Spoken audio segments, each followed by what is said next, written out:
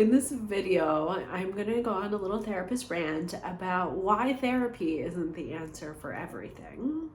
So I'm going to first start talking about kind of the culture around therapy, how that has changed over time, and how our cultural perception of therapy has brought kind of an oversimplified view of therapy and what it can do. And then I'm going to go into what therapy is actually really good for. It's a powerful tool. What are the things we can actually do with therapy? And then I'll talk about what therapy is not, what it is not helpful for, what it cannot do. And then if you stick around to the end, I'm going to go into what a more expansive view of healing can look like instead of just saying therapy is the answer for everything. I have worked in the mental health field for almost 20 years. So when I started, therapy wasn't cool like it is now. There was a lot of stigma around it. A lot of people wouldn't even access care if they needed it. There was a lot of barriers to care. It was not as accessible as it is now. And I think there's been a cultural shift around how we think about therapy. There's like a whole corner of the internet about therapy. Everyone knows all these psychological terms. They have an idea of what therapy is. It's even often seen as kind of like a green flag if someone has a therapist for dating. Can even become kind of a status symbol to have a therapist. And that's amazing. Like, we have worked through a lot of the stigma. We understand that therapy is important, mental health is important, and it has led to this oversimplification of therapy, what it means, what it can do, in a way that sometimes I think we have a lot of misconceptions about what therapy is, what it can do, in that it can become this cure-all for all of the things. Like, if everyone went to therapy, our world would be different. If this person who is treating me poorly went to therapy, things would be different, right? It's putting a lot of pressure on therapists to be able to change things that are often outside of our control, because there's an assumption within our Western culture that everything's individual. So therapy is a tool that can be used to support an individual, but we're often asking therapists to solve problems that are more social, societal, interpersonal, and those things cannot be changed by therapy. So as a tool, therapy can be amazing. It is powerful. I am a therapist. I have been a client of therapists. Therapy is an amazing healing modality for specific things.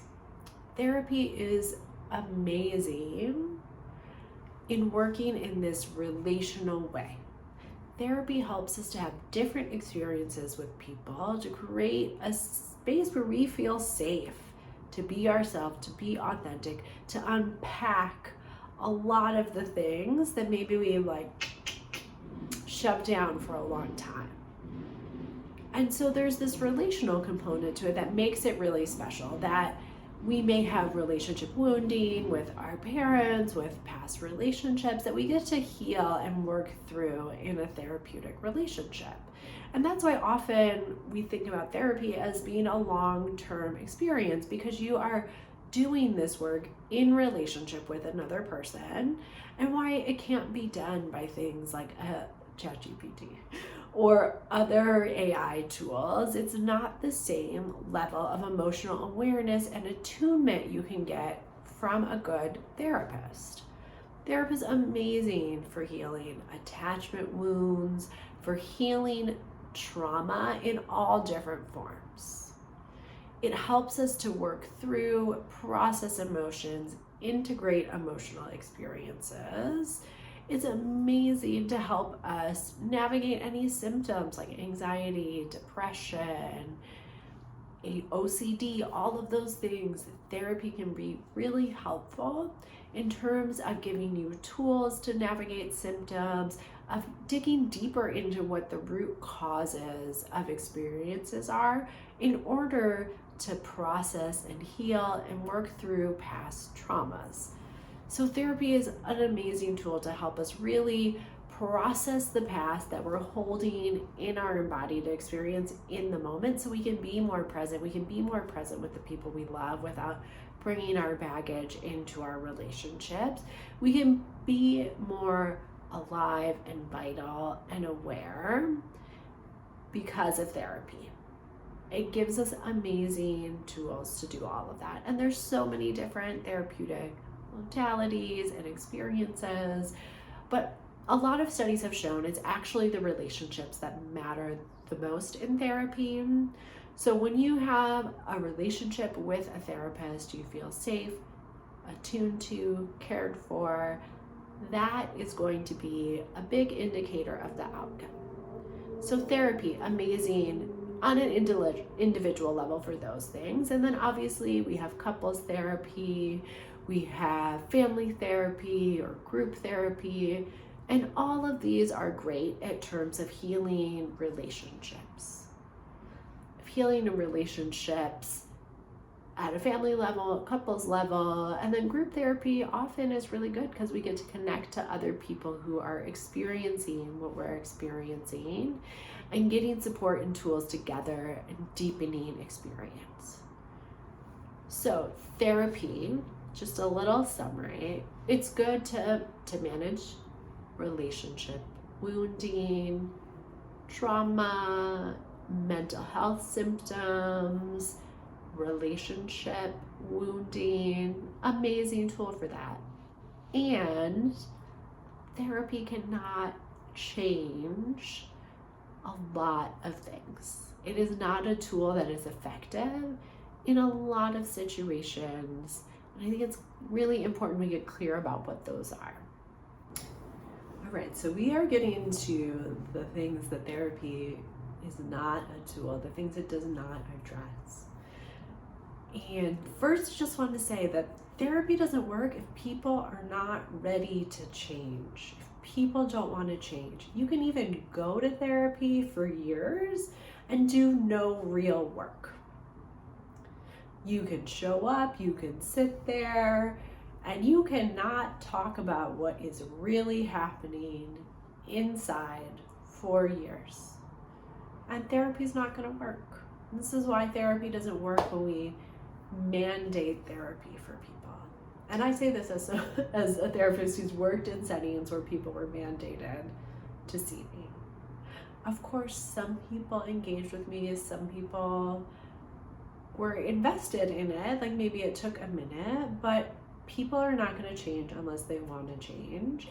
And seeing a therapist is not going to change that. Maybe it will help them get to a different place, help them to work through barriers to change, but someone has to want to do the work of therapy in order to get better.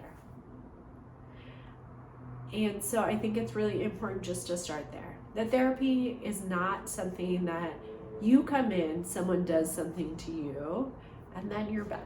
It is work. It requires you to show up, to be present, to be vulnerable, and to do the work outside in your everyday life to make changes, or it's not going to work for you. Therapy cannot help us change systems of oppression and different power dynamics that are at play. So if we think about therapy and Western modalities, Western ways of thinking that we're individuals, you're an individual, it often negates the reality that different people have different levels of agency, meaning they can move through the world a lot easier because they have access to resources, they have social networks that allow them to connect to different things, they have social support, where other people have less of that. And so to assume if someone just does the work in therapy, their life is going to be better, it doesn't actually change their material situation. It assumes that we all have an equal playing field, which we do not. And thinking therapy, if everyone just got therapy, that is not going to change the reality that we have a lot of people who are benefiting off the oppression of others. And yes, if they were willing to do work in therapy, that might change. But there's so much vested interest in maintaining a lot of these power structures that often what happens is therapists just get sent out to be the ones trying to plug all the holes that these larger systems are creating all of these social problems. So the bigger economic inequity there is, the greater social problems there are. And we see that. I mean, you can see, you walk around, there's people who are on the streets, people who need support and treatment, but that's also a result of these material conditions, these policies, these ways of creating society that create the conditions. So yes, maybe therapy is a helpful tool for the reasons we talked about in the last part of the video that could be helpful, and it doesn't change the material realities that people have to face. And with that, you also can't heal if you are in unsafe conditions. So as a therapist, I have worked in all types of settings. I have worked in juvenile hall. I have worked with youth in the foster care system, in school systems. And I have seen the reality that so many people are not safe. Their day-to-day reality is not safe. They don't have what they need. They are being actively oppressed. And yes, there's, again, tools, resources, therapy can be helpful, but it's never going to be enough to get over these societal issues people are facing. Because again, it's assuming the individual is the place where change needs to happen, instead of assuming that we need to create changes at a larger societal level in order for other people, for individual people to feel more wellness, more well-being, more connected to themselves, to community. And so it's putting this burden on the individual that it's their fault. If they just went to therapy, if they just did these things, if they did their work, their life would be materially different. Where so many things are out of our control. And yes, again, therapy can be helpful for specific things. And if someone doesn't have the social support, if someone doesn't have access to resources, if they're experiencing poverty, racism, discrimination, those things have material impacts that therapy is not going to be able to solve for. And so, yes, therapy is important, and I think it is an amazing tool and can be an amazing tool for people, whoever's ready to access it and use it, and it can make us more resilient in the face of all of these social issues. And it's not enough, because until we shift the conditions that are creating so much dis-ease and lack of mental health in our society, therapy is always just going to be a band-aid. And it's never going to be enough to create mental wellness in our collective. We need to both be providing individual support to people and working to create larger systemic changes to create the conditions for wellness. All right, we have gotten to what a more expansive view of healing can look like when therapy is not enough. First, I just want to start by really pointing to the ancient wisdom traditions. These come from all over the world that are really based in this idea of interconnection. It's about shifting our perspective from the me to the we. How do we prioritize not only our own wellness, but collective wellness. How do we think about the ways that we are all connected in this world, and use that as a framework of how to identify where to put our time and energy if well-being, healing are important to us.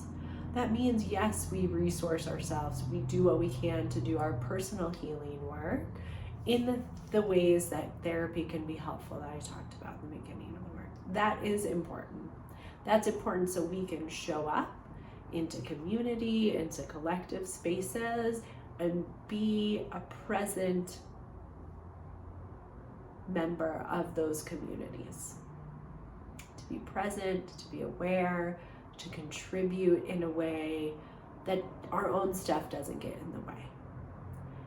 And I think there's also a lot of healing that can be done when we come together to heal. That can be in communities, it could be in groups, it could be in spaces where we are creating a different way of being with each other that pushes back against larger cultural norms that uplift productivity over care, that uplift individual comfort over collective well-being.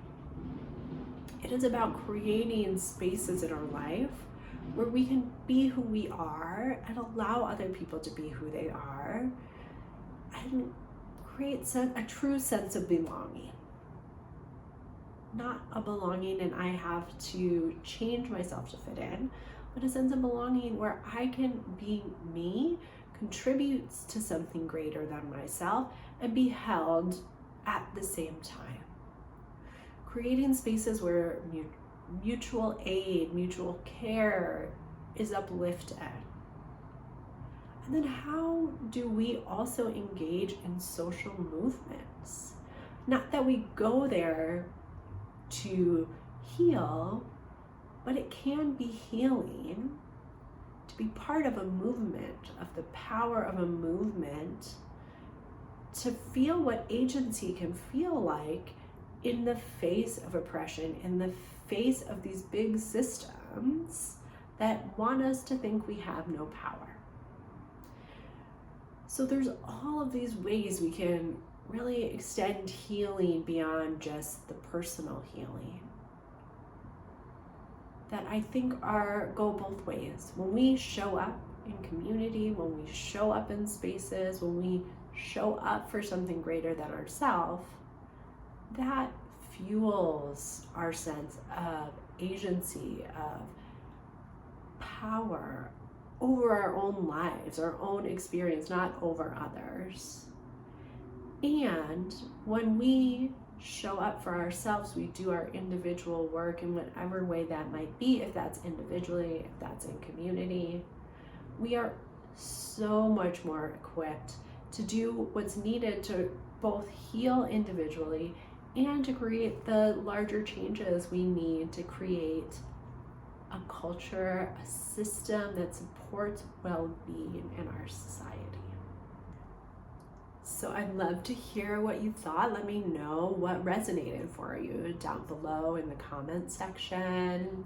And if this did resonate, give me a like, subscribe, follow me for more videos like this. I offer other videos here's one that's a little more about healing in relationships, if that interests you to go a little deeper into that topic. You can also check out my practice videos with somatic practices to help you be a little more grounded, connected, and present within yourself so you can show up for these larger changes we all want to see in the world.